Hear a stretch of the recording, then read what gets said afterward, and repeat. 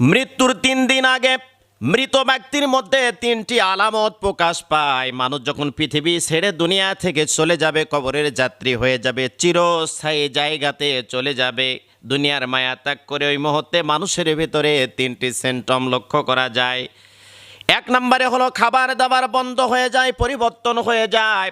আগে কত খাবার খেত, অনেক খাবার খেত, মুখে অনেক রুচি ছিল, কিন্তু দেখা যায় মৃত্যুর আগ মুহূর্তে এসে মানুষটা যখন বুঝতে পারে আমি আর দুনিয়াতে বেঁচে থাকবো না, আস্তে আস্তে করে তার খাবারটা সংকীর্ণ হয়ে আসে। 2 নম্বরে মানুষের কথার ভিতরে ভিন্নতা দেখা যায়।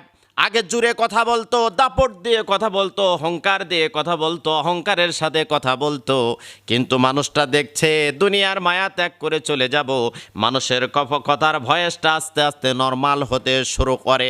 এমনটা বলতে থাকে, যদি মা মারা যায় তাহলে বলে বাবা